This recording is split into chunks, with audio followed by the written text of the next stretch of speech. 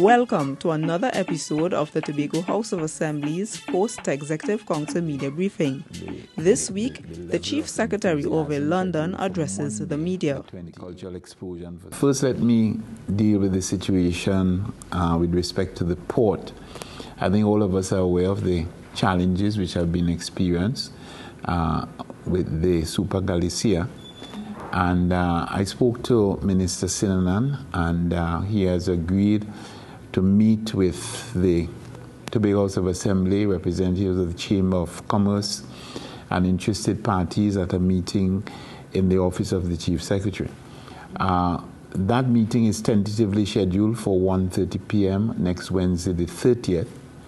And among the issues that we will be discussing, as I indicated, would be the challenges with the Super Galicia and, of course, the timetable for the dredging of the port in Port of Spain, which would ensure that the Super Galicia does not have to share berthing space with the tourist ships. Because until that is done, we'll always have to have this conflict between the cruise ship tourism sector, which obviously has benefits to the country, and the transportation of goods to Tobago. The minister indicated to me that the tendering process is more or less completed. There is a short list, and the contract is to be awarded in very, very short order, and work would we start very soon after this, because the funding has in fact been identified. I also want to just treat with some information in the public domain. I am aware, and I think we all are aware, of the inconveniences experienced by the truckers and, of course, the business community in Tobago. I'm also aware that there would be some financial loss, but I must comment on the exaggerated claims as to the extent of this loss. I heard a figure of $145 million, but coming from an individual who is always prone to exaggeration, I didn't give much thought to that. But then I heard the figure of $75 million coming from the chamber. And I asked a chamber official to explain how they came up with that figure. He indicated to me that what they did is to do a calculation of the cost of the total cargo being transported or to be transported between Port of Spain and Scarborough on the days when the Super Galicia did not arrive.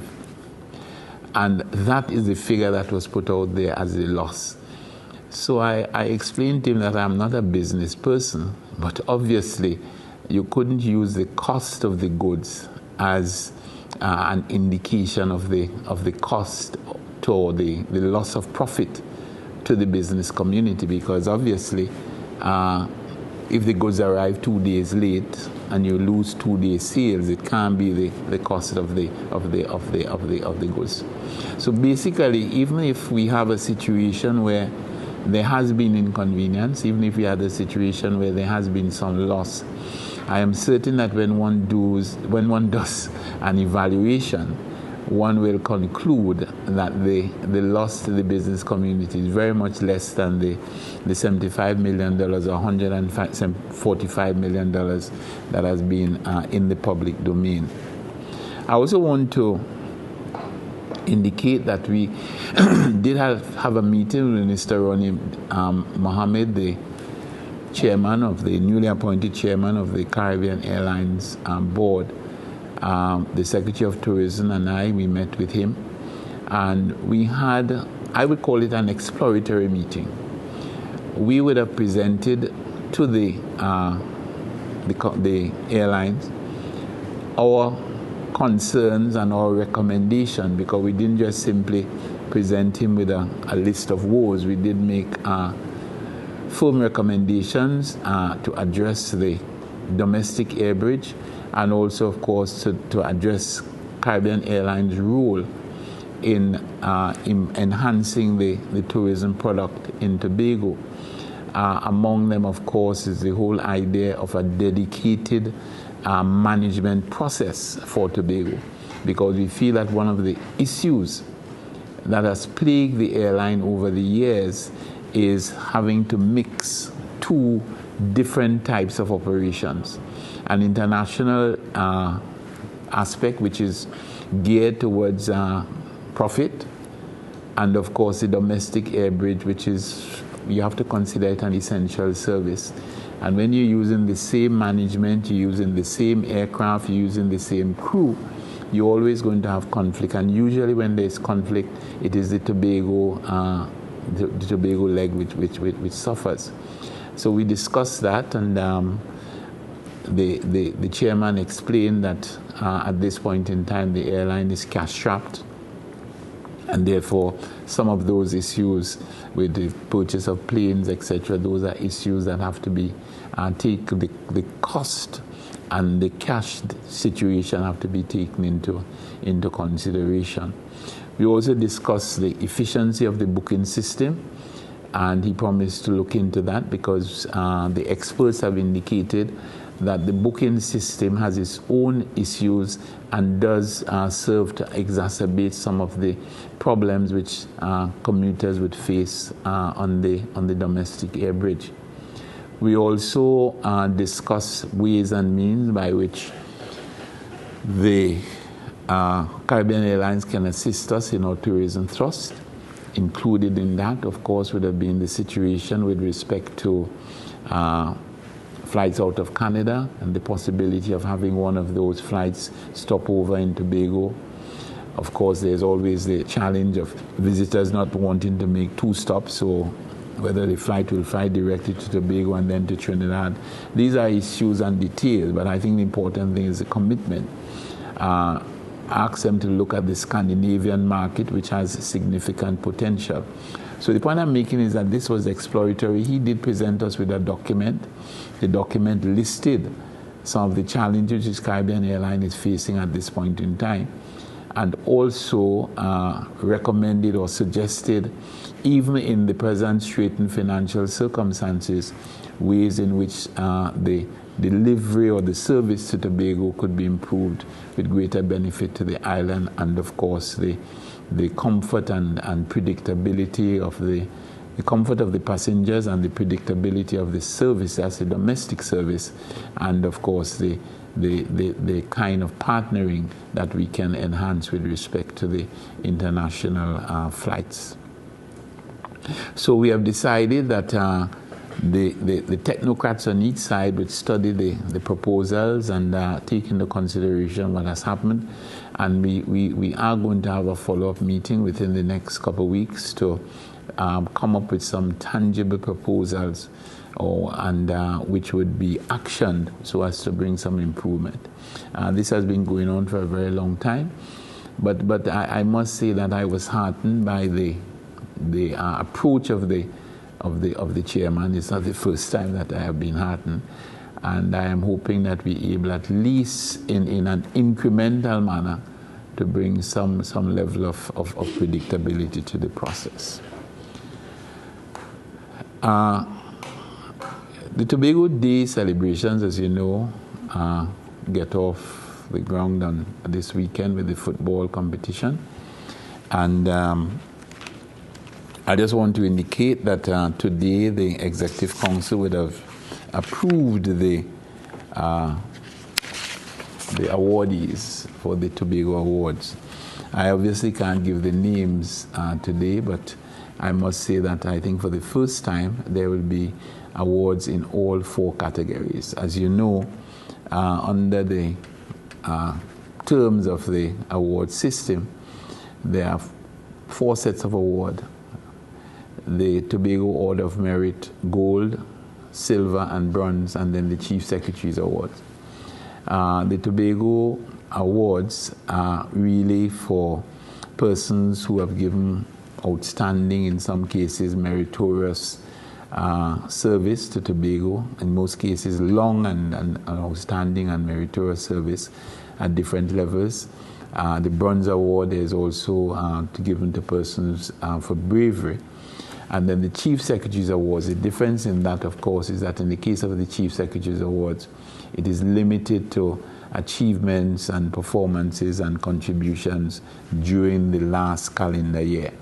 And we do have, as I said, for the first time, we are likely to have awardees in each of those four categories. So, of course, this event will climax a week of activity, which, as I said, kicks off literally on Saturday with the interdivisional football tournament. I think you all have the program, but I just wish to remind us of some of the highlights. The cultural explosion for schools on Tuesday. I think I want to especially invite persons to the praise and worship event, which is scheduled for Monday, the 28th at 5 p.m. at the Shaw Park Complex Auditorium. Obviously, this activity will not be much of a success except we have maximum participation.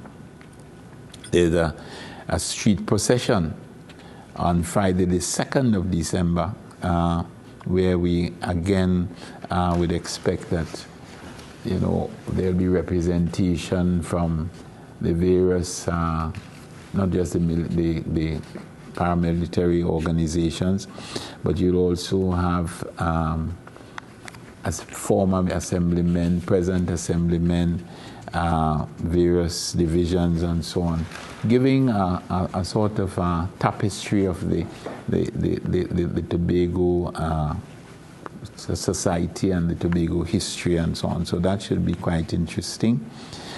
And then, of course, we have the tree lighting ceremony, the very popular tree lighting ceremony on the 3rd of December, 6 p.m. at the Botanic Station. And then on the 10th, we have the tree lighting ceremony at Louis D'Or Nursery. So we in for not just an exciting, but an informative week of activities. And, of course, one of the underlying themes throughout with the whole question of customer appreciation, when in each of the divisions there is going to be a consistent, hopefully, flow of visitors, and the divisions will have an opportunity to interact and to demonstrate their level of customer service. And this goes on from Monday to Friday at all divisions of the THE. So I am quite comforted by the level of enthusiasm that we have been getting from the various divisions. And I expect, as I said, a very informative and enjoyable and productive week. I want to, just as we're on the subject of information, indicate that we have made a decision to accept a proposal, and this proposal has come from a team led by Dr. Rita Pemberton, former senior lecturer in the University of the West Indies, for the production of a publication entitled Tobago, Its History and Its Heritage.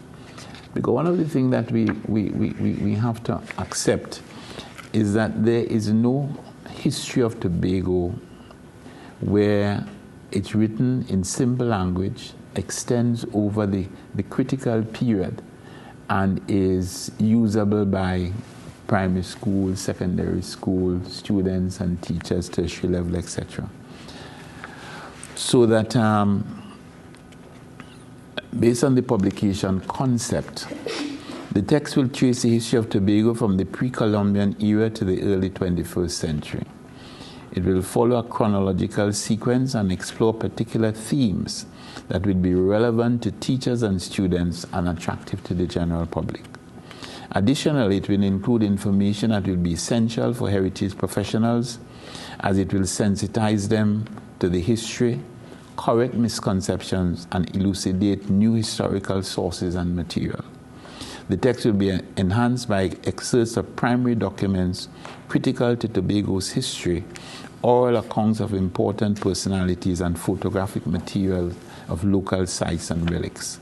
The text will be approximately 200 to 300 pages. So what you're going to have is something that is readable, usable, very critical, and of course something that will be relevant to a wide cross-section, not just of the Tobago population, the population of the country, to visitors and to anyone who wants to know a little bit more about Tobago, because it is a gap that has to be filled, and I am very happy that we have somebody of the caliber and the level of commitment of Dr. Pemberton to lead this charge. I had a discussion with the Chief Administrator and the Secretary of the Division of Education, Youth Affairs and Sport at different times today, and we are now going to be dealing with how do we engage this team so that we can get this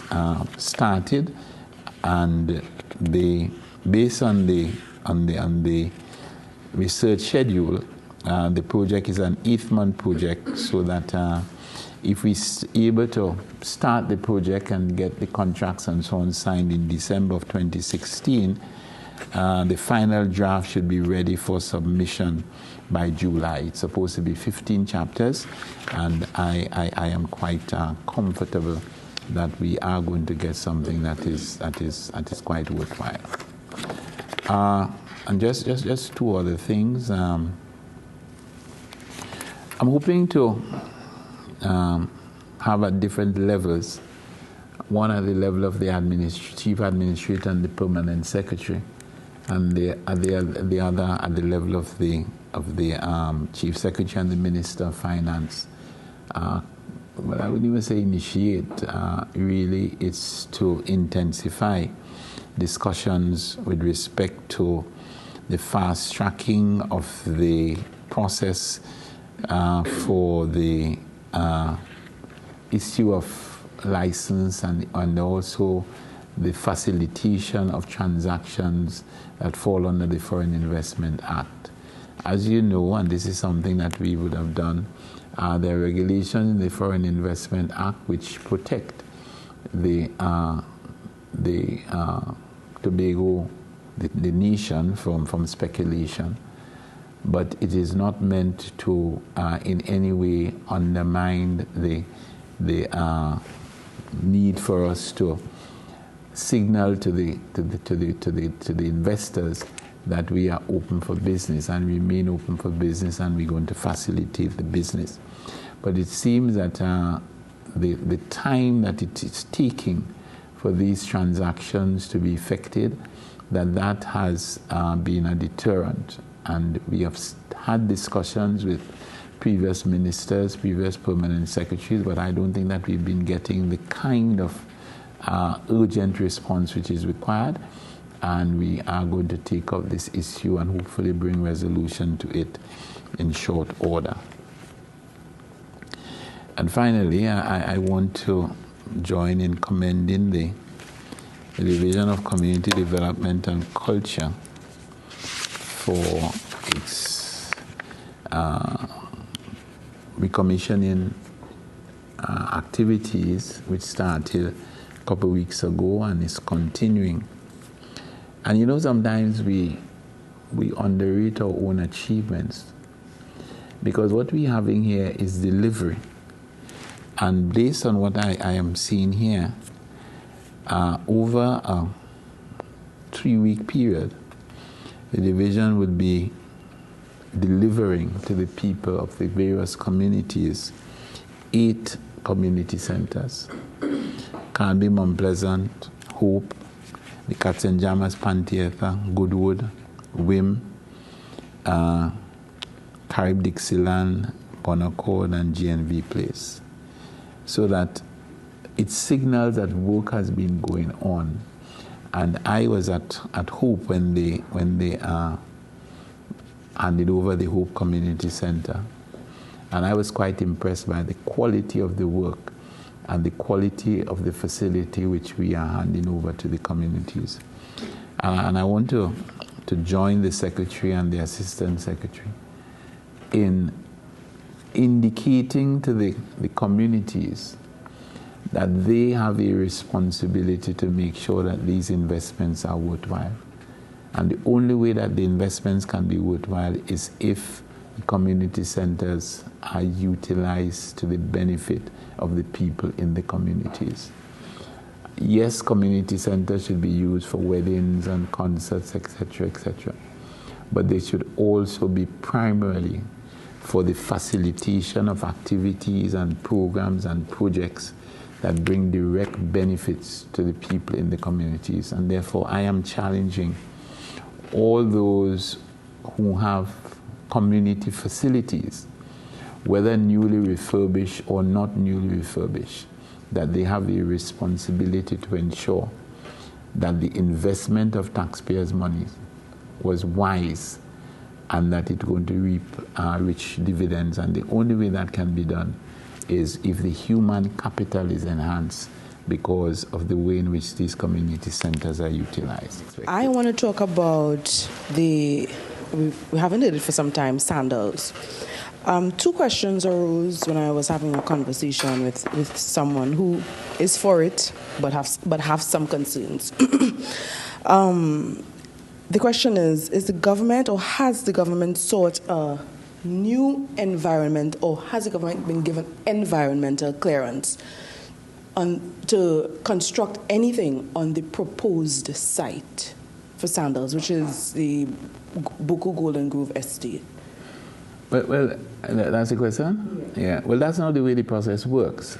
In other words, when you are going to construct something of that magnitude, the first thing you've got to do, of course, is to have something that the Environmental Management Authority can rule on. And therefore, you've got to now be able to produce some designs.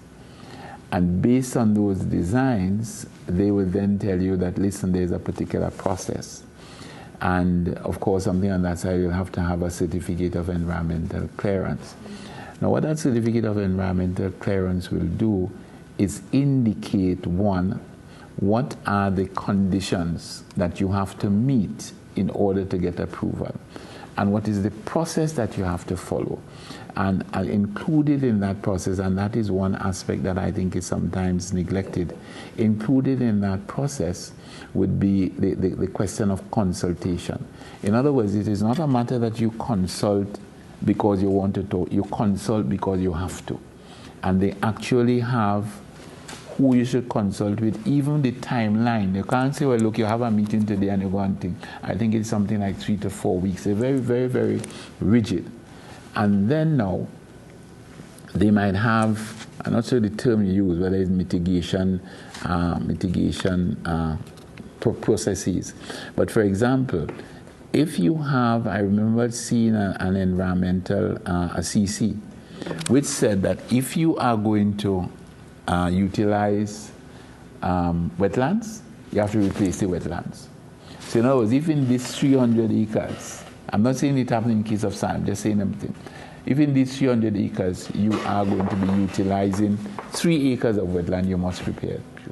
It deals with sewer swide, the sewage system, the wastewater treatment, and so on and so forth.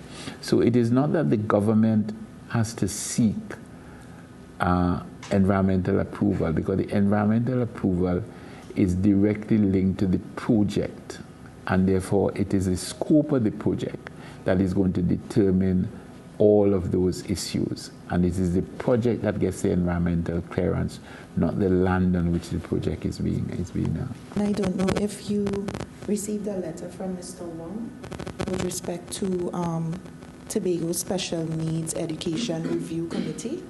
Yes, I did. Any response to his concerns? Because in the letter, what he said is that the committee would have promised that they will speak with the Executive Council and some sort of report would have been But I think, if I remember the letter, if I had known, I would have checked it. But if I remember the letter, I think Mr. Wong was indicating that the persons who came down from Medgar Evers University, they had a group of professionals from the Medgar Evers University who had come to do a survey and to do a study on special needs, and they would have done that, I think, maybe I don't know, 4 or 6 months ago. And they are supposed to do some follow-up. I know that the expectation was that they were going to be here, I think, in October or November. This has not happened, and I think this is the concern that has been raised by Mr. Wong. Sorry, my apologies. I have been speaking with the Secretary of Education, Youth Affairs and Sport. He had given me the commitment that the necessary arrangements will be put in place to have the experts back here at around this time. Up to the last time I checked, this has not happened. So I think Mr. Wong's concern is not without foundation, and it is something that I am looking into personally to see how quickly we can get, because obviously these individuals are persons who are very much in demand, and therefore you've got to be able to make your arrangements and stick to them. But I do not think the commitment made earlier to have them here at around this time, I don't think that commitment has been met, whether it is because of financial constraint, because they don't come cheap, or not, I don't know, but I think there is a commitment on the part of the division and on part of the Office of the Chief Secretary to have them return.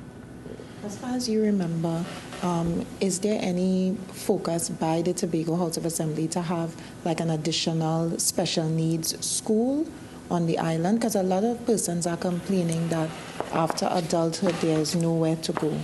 Well, yes, because it's not only adulthood. The information I have, and I can't claim to know all the detail, but the information I have is that we do not even have enough, and I think that came out in the report, because the committee would have prepared a report before they left, and they didn't say, in that case, they didn't say anything about which we're not aware, that there is that challenge where even for the children of school age, there are not enough places in the special needs units.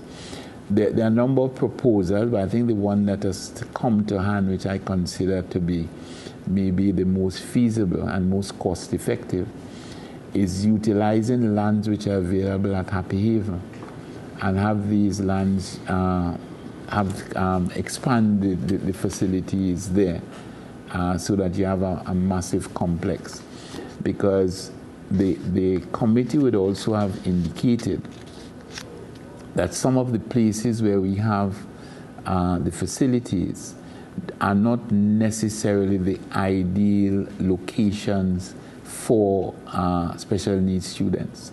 Because what you do is that you have more of a classroom setting with very little space, and for them to be really developed to their fullest potential, they need to have space, they need to have physical activity, they need to get involved in outdoor activities, they need to get involved in gardening, etc., to improve their self-worth. So we have to really do a total revamp of the way in which we're treating with some of these special needs students, but of course it takes time, it takes money, and that will always be the problem. Thank you for staying with us for the Tobago House of Assembly's Post-Executive Council Media Briefing for the week ending November 26, 2016.